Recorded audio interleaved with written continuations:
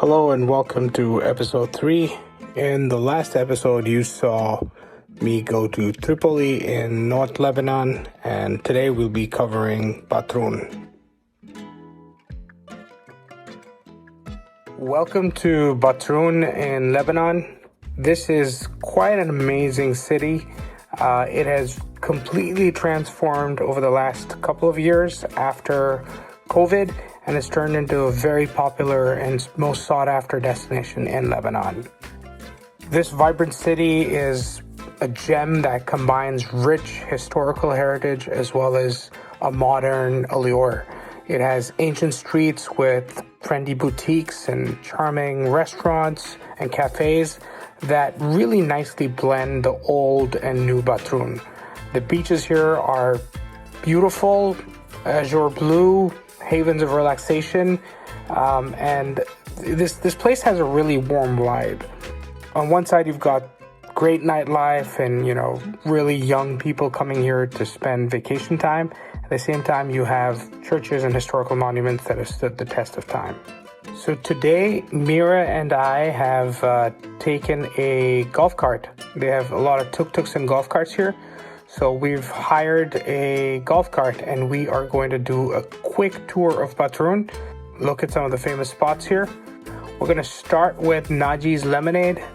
He is one of the oldest vendors in Batroun, and the legend goes that Naji's Lemonade is the best lemonade in all of Lebanon.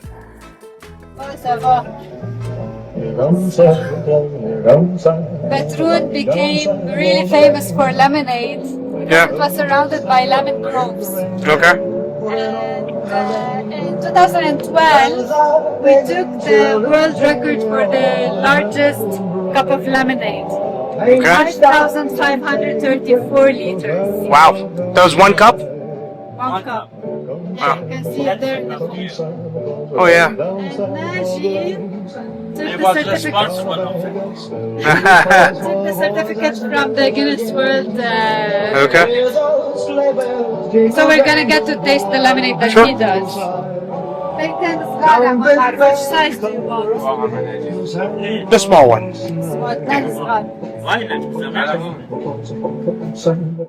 So we sampled some of his lemonade, and now we're taking the golf cart and driving through Old Batroun.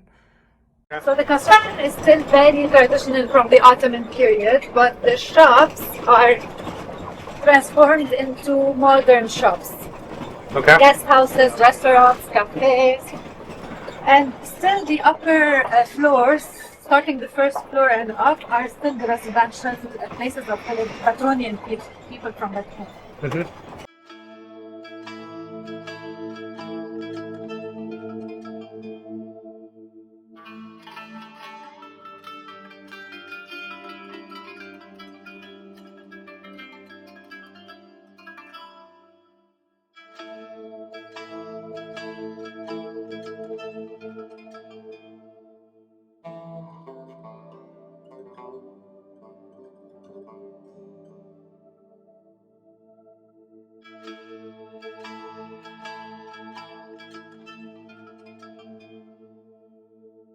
And you see all the old town is built out of this sandstone that is extracted from the coast. This structure that now we will get off the golf cart to visit it from the inside. This used to be a citadel.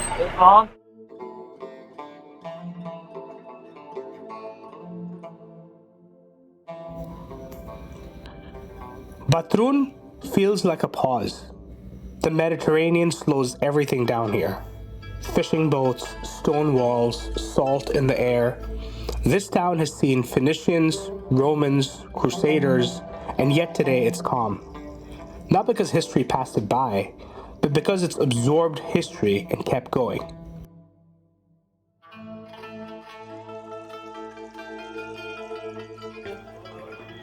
Oh, wow. What is this?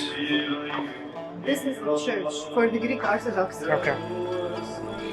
The prayers are recorded.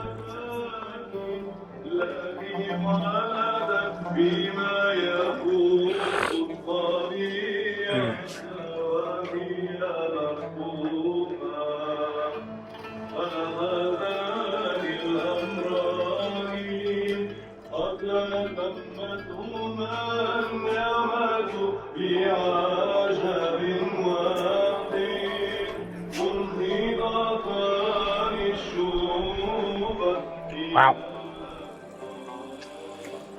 Hello, Mira. Thank you Hello. for bringing us to this beautiful spot. You're welcome. So the church is dedicated for Virgin Mary, the Lady of the Sea, especially that it's located right by the sea.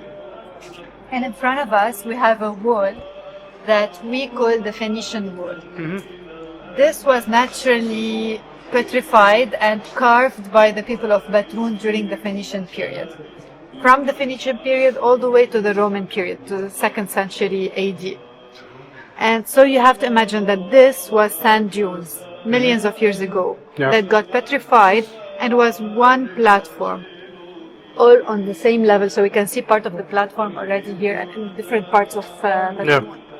So what the people of Batroun did, especially during the Phoenician period, they quarried the stone from this space. So all of the stone that we see constructing the old town of Batroun was quarried from here. This used to be the quarries. They extracted the stone from here, and while working, they kept a barrier or a wall to protect the workers from tidal waves, but also to protect the city from the western side. Right. So it would be a landmark, a wall that would protect it also from invaders coming from the sea.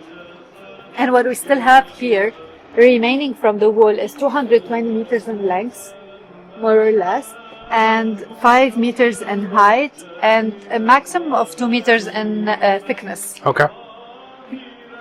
This is what remains of it. And this is where the name of Batroun comes from.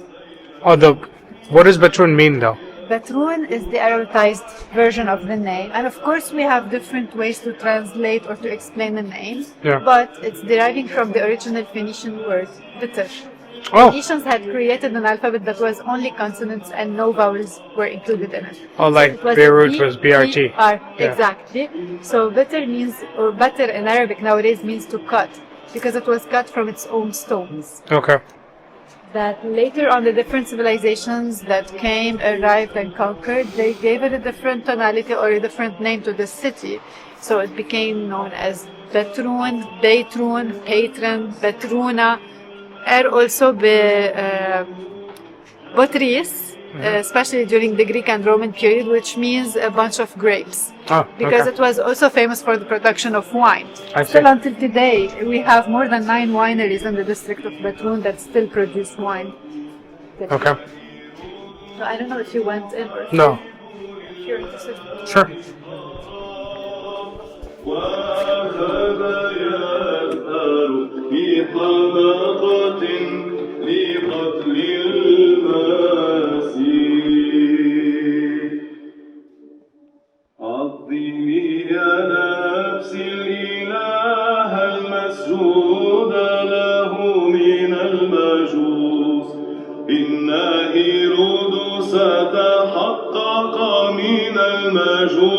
عن زمان الكوكب الذي بإرشاده اهتدوا إلى بيت الأحمر ليسجدوا بالهدايا للمسيح الذي أرشدهم فرجعوا إلى بلادهم مهملين هيرودس قاتل الأطفال الرديء ساخرين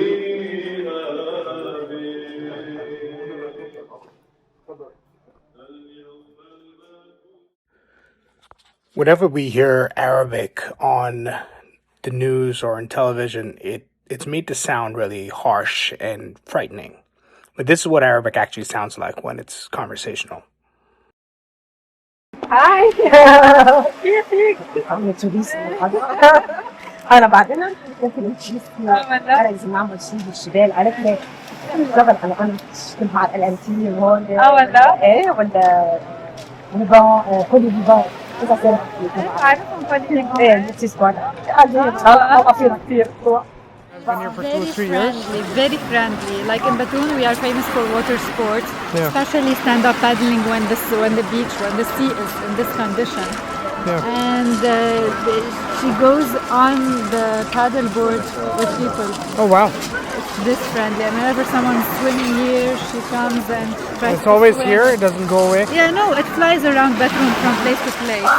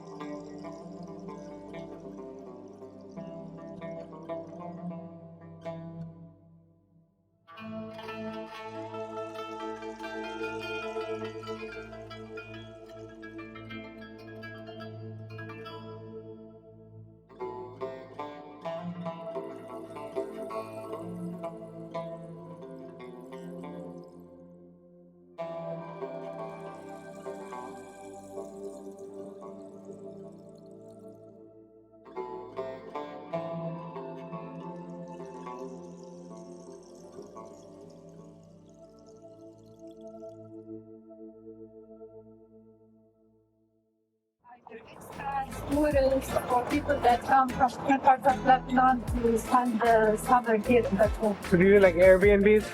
Yes, also Airbnbs.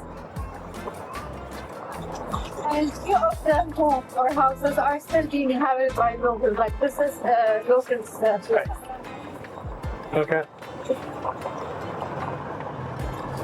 Now we will try to get into the diaspora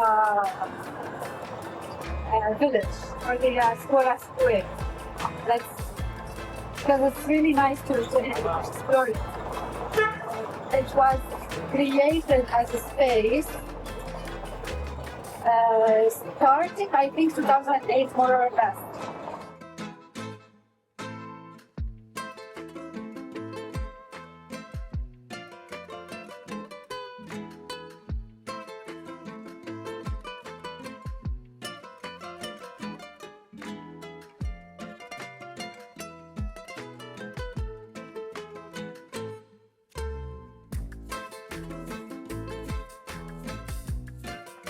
Hello. Hi. كان لو بدي يبين بيني هيك مثل كان واقف بشي ساعة.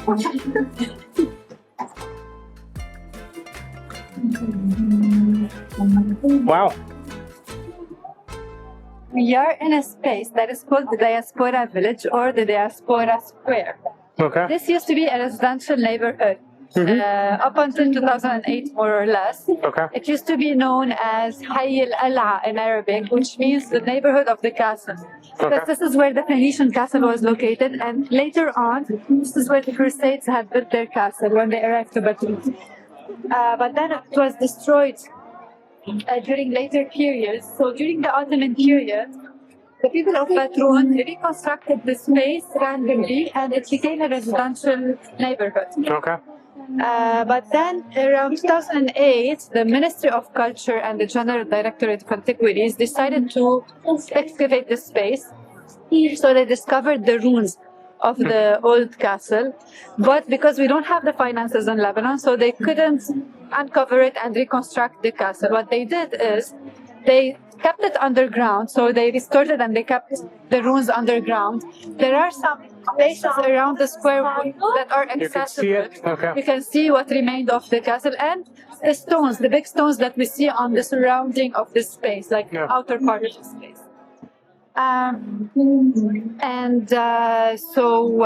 Later on, they evacuated everyone who was living here, and they recreated it as a space in collaboration with the Ministry of Culture, the Ministry of Foreign Affairs, and the municipality of Batroun, as a space that can include the diaspora or the Lebanese expats. Because as you know, when we were talking in the morning, I told you that in Lebanon we have an estimation of 6 million people living in Lebanon. Maybe 4 out of 6 million are Lebanese. But then we have 20 million outside, of Lebanese or descendants of Lebanese living abroad. Yeah. And to let them feel that they are included or that they are welcome, that they still belong to this place, they have recreated this space. So they have renovated the houses. Yeah. And they equipped 7 of the houses that exist here by furniture, and they started kind of like a cultural exchange program. Okay. So the 7 houses are dedicated for 7 different Lebanese diasporas. Oh, okay. Can I name a few?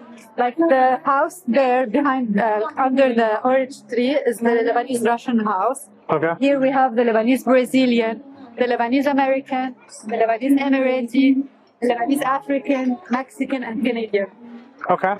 And those houses were furnished by funds that were given by the different diasporas in these countries. Okay. So different people decided to fund the project, and they have furnished the houses and opened them as guest houses for Lebanese people or foreigners out of Lebanese origins Okay. to feel that they belong to the land, so they can always come back here to stay here for a cheap amount of money. So you have to be able to prove that you have Lebanese origin. Okay. And sometimes they do cultural exchange activities as well. Okay. So they introduce both sides of the culture to the people. So the Brazilian house, sometimes they do events that are linked to the culture in Brazil. Right. So the people here can get to know the culture beautiful. of the Lebanese Brazilian people and the other way around. That's beautiful. And of course, they have opened restaurants. So we have an Italian restaurant, the Lebanese cuisine restaurant, and Japanese and other types of cuisines that can also welcome people from different backgrounds. And the Christmas decorations. Yeah, beautiful. That's beautiful. Thank you. So I don't know if you're into doing a small walk. Sure. Yeah, so around the square, we can see photos like this. The before when it was abandoned, the after when it was renovated. Sure. So there are photos around the square if you want to look at that and see how it used to look like when it was a residential square and got abandoned and how it became after the renovation.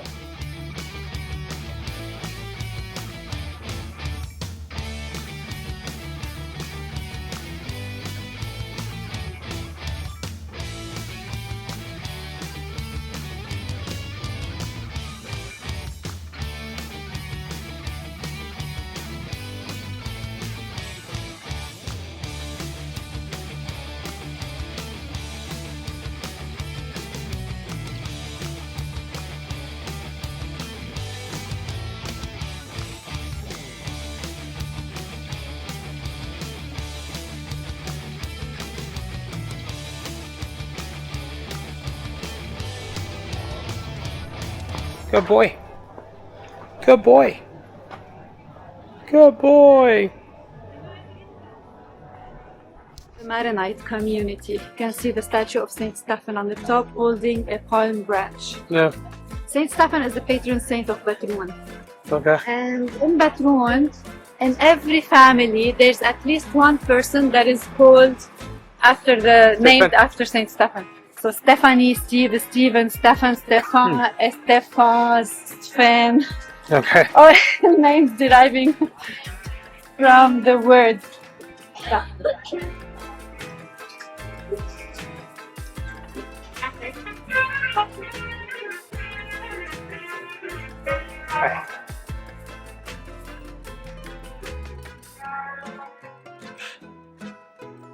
لا بس من هيك سألتك امبارح انه اذا رح يمشوا هون بالباترون راديو قايل عم يتصافح علي عندك اول ضلع بقدر احكي يلا بترفع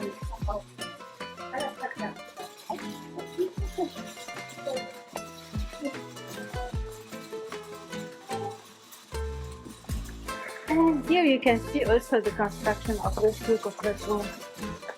Still was constructed by bourgeois traders during the Ottoman period, and it's built on 2 levels. The ground floor, the commercial district, and of course now it's commercial, but it's still very touristy now. Yeah. Before that, we had the crafts and traditional trades. Okay. Which way? That way? Or we can go this way and then come back here. Yes, we crossed this with the golf cart before. منيحة وأنت؟ Merry Christmas. You as well. She's Chinese? No. Ni hao is Chinese. At least I heard ni hao. It's Chinese. I'm like, no.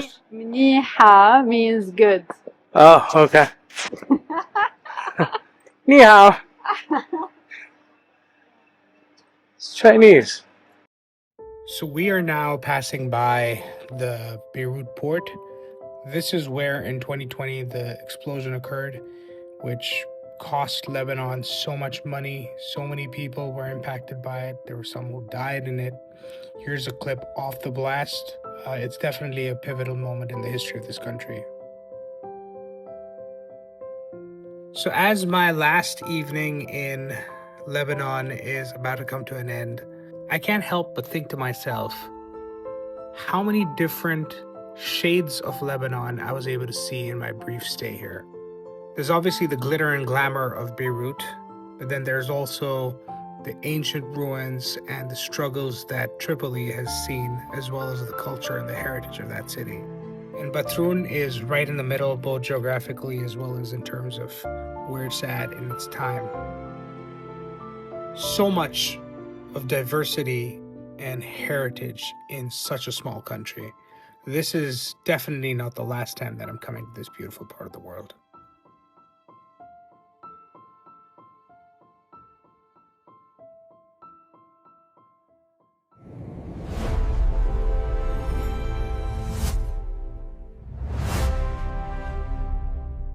If you like the content on this channel, please don't forget to like, share, and subscribe. It really helps us out.